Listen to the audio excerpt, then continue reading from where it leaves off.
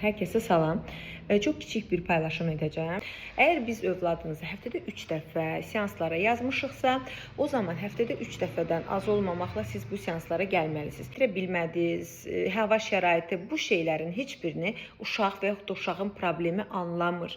Həftədə 3 dəfə yazılan, yəni 1 aylıq nəzərdə tutulmuş 12 seansın olan proqramı sizin gətirmədiyiniz təqdirdə artıq uzanır, o 1 aylıq proqram olur 2 ay. Burada kimin ziyanınadır? Bu sizin övladınızın vaxtı gedir, sizin maddiyyatla bağlı artıq 1 ayın proqramı 2 aya uzanırsa bu sizə ziyandır.